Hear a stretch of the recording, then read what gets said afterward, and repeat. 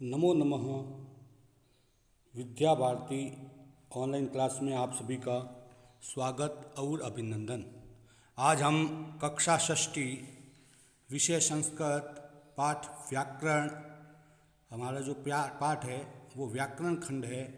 और व्याकरण खंड में भी अकारांत पुल्लिंग शब्द, आज हम अकारांत पुल्लिंग शब्द किस प्रकार उपयोग करते हैं उसके बारे में पढ़ेंगे। स्वागतम सुस्वागतम। आइए आज हम अकारांत पुल्लिंग शब्दों को पढ़ते हैं। अकारांत पुल्लिंग शब्द वे शब्द जिनके पीछे अंतिम वर्ण अकारांत हो वह अकारांत कहलाता है। जिन शब्दों के पीछे आ हो वो आकारांत कहलाते हैं। जिन शब्दों के पीछे ई हो वो इकारांत कहलाते हैं। जैसे रमा तो आकारांत है, बालिका तो आकारांत है, राम अकारांत है ना, नदी इकारांत है, गुरु उकारांत है, ऐसे। और अगर वो शब्द पुल्लिंग है तो पुल्लिंग में होगा, स्त्रीलिंग है तो स्त्रीलिंग में होगा, नपुंसकलिंग है तो नपुंसकलिंग में होगा। जैसे राम पुल्लिंग शब्द, बालक पुल्लिंग शब्द, रमा स्त्रीलिंग शब्द, नदी स्त्रीलिंग शब्द, इस प्रकार पुष्पम नपुंसकलिंग शब्द। चलिए आज हम बालक शब्द अकारांत पुल्लिंग बालक शब्द को पढ़ेंगे। वैसे अकारांत पुल्लिंग शब्द रूप एक जैसे ही चलते हैं, चाहे बालक हो, राम हो, कोई भी शब्द हो एक जैसे चलते हैं। जैसे शब्द है बालक, तो आज हम बालक शब्द को पढ़ेंगे। संस्कृत में विभक्ति 3 होते हैं, एक वचनम। विभक्ति 7 होती है, प्रथमा, द्वितीया, तृतीया, चतुर्थी, पंचमी, षष्ठी, सप्तमी, संबोधन। उसी प्रकार संस्कृत में वचन 3 होते हैं, एक वचनम, द्विवचनम और बहुवचनम। तो प्रथमा विभक्ति में कारक चिन्ह न होता है, द्वितीय विभक्ति में कारक चिन्ह को होता है, तृतीय विभक्ति में कारक चिन्ह से द्वारा होता है, चतुर्थी विभक्ति में कारक चिन्ह के लिए या को होता है, पंचमी में कारक चिन्ह से अलग होता है, षष्ठी में कारक चिन्ह का, के, की, रा, रे, री होता है, सप्तमी में कारक चिन्ह मैं, पे और पर होता है। ये हम सबको पता है। संबोधन में कारक चिन्ह नहीं होता, संबोधन में कारक चिन्ह हे और अरे होता है। चलिए एक वचनम यानी एक वचन है, द्विवचनम यानी 2 है और बहुवचनम यानी 2 से अधिक है। ठीक है, चलिए इस शब्द को बोलते हैं बालकः, बालकौ, बालकाः, प्रथमा, बालकम, बालकौ, बालकान्, द्वितीया, बालकेन, बालकाभ्याम, बालकेः, तृतीया, बालकाय, बालकाभ्याम, बालकेभ्य, चतुर्थी, बालकात्, बालकाभ्याम, बालकेभ्य, पंचमी, बालकस्य, बालकयोः, बालकानां, षष्ठी, बालके, बालकयोः, बालकेषु, सप्तमी, हे बालक, हे बालकौ, हे बालकाः, संबोधन। इस प्रकार इसको बोलते हैं। एक बार वापस बोलते हैं, बालकः, बालकौ, बालकाः, प्रथमा, बालकम, बालकौ, बालकान्, द्वितीया, बालकेन, बालकाभ्याम, बालकेः, तृतीया, बालकाय, बालकाभ्याम, बालकेभ्यः, चतुर्थी, बालकात्, बालकाभ्याम, बालकेभ्यः, पंचमी, बालकस्य, बालकयोः, बालकानां, षष्ठी, बालके, बालकयोः, बालकेषु, सप्तमी, हे बालक, हे बालकौ, हे बालका, संबोधन। इस प्रकार ये बालक शब्द हैं।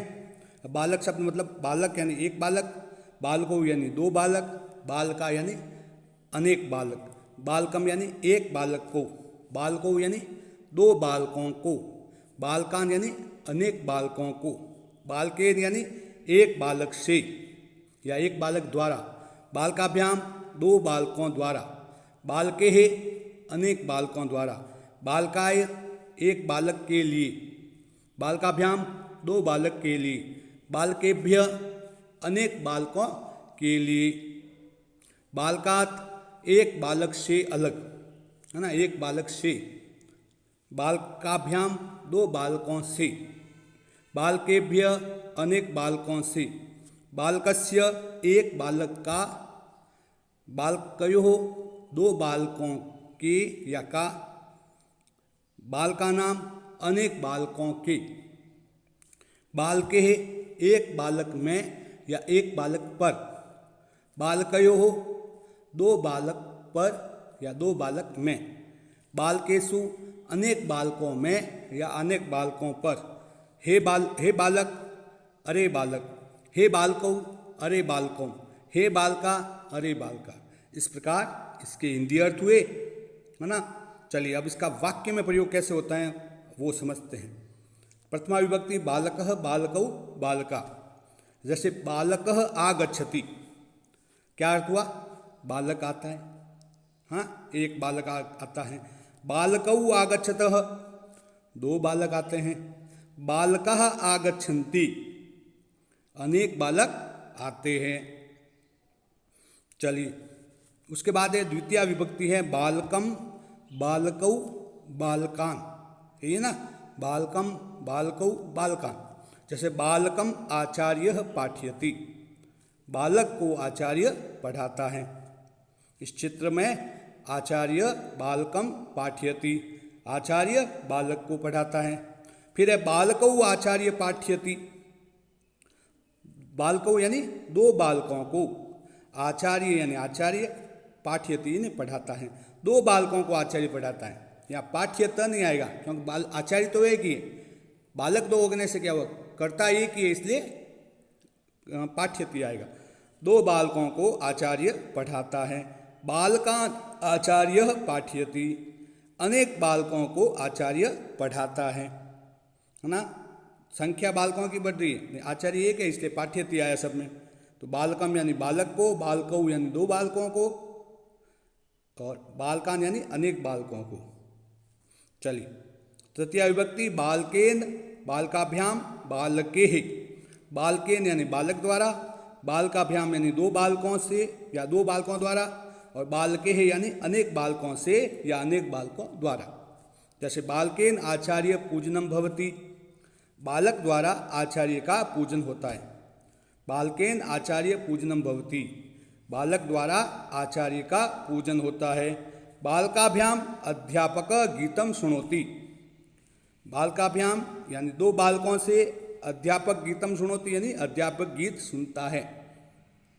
बालके पुस्तकम पठन्ति, बालके यानी अनेक बालकों से, पुस्तकम यानी पुस्तक, पठन्ति यानी पढ़ी जा रही है। इस चित्र में अनेक बालक पुस्तक पढ़ रहे हैं, तो बालके है पुस्तकम पठन्ति, बालकों के द्वारा पुस्तक पढ़ी जा रही है। इस प्रकार ये चतुर्थ चित्रम अस्ति, चतुर्थी विभक्ति बालकाय बालकाभ्याम बालकेभ्य, बालकाय बालकाभ्याम बालकेभ्य।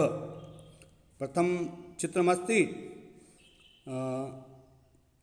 माता भोजनं ददाति, द्वितीय चित्र, प्रथम द्वितीय चित्र अस्ति माता भोजनं ददाति, और अंतिम चित्र अस्ति गुरु बालकेभ्य ज्ञानं ददाति। आगच्छतु वयं पठाम। बालकाय बालक द्वारा, बालकाभ्याम दो बालक द्वारा, बालकेभ्य अनेक बालक द्वारा, बालकाय अध्यापक पुस्तकम ददाति, बालकाय यानी बालक के लिए, अध्यापक यानी अध्यापक आचार्य, पुस्तकम यानी पुस्तक, ददाति यानी देता है। बालकाय अध्यापक पुस्तकम ददाति, बालक के लिए अध्यापक पुस्तक देता है। बालकाभ्याम माता भोजनम ददाति, बालकाभ्याम माता भोजनम ददाति, दो बालकों के लिए माता भोजन देती हैं। और बालकेभ्य गुरु ज्ञानम ददाति, अनेक बालकों के लिए गुरु ज्ञान देता है। तो बालका यानी अध्यापक, अध्यापक पुस्तकम ददाति, बालक के लिए अध्यापक पुस्तक देता है। बालकाभ्याम माता भोजनम ददाति, 2 बालकों के लिए माता भोजन देती है। बालकेभ्यः गुरु ज्ञानम ददाति, अनेक बालकों के लिए गुरु ज्ञान देता है। इस प्रकार ये वाक्य में बाल प्रयोग है बालक शब्द के। इनका जो शेष भाग है वो शेष भाग हम आगे पढ़ेंगे। शेष भाग अग्रे पठिष्याम। इसका जो पंचमी विभक्ति, षष्ठी विभक्ति, सप्तमी विभक्ति और संबोधन वो अगले खंड में हम सब पढ़ेंगे। आप सब ने इसको समझा, पढ़ा, उसके लिए धन्यवाद। आगे भी हम जुड़ेंगे। धन्यवाद।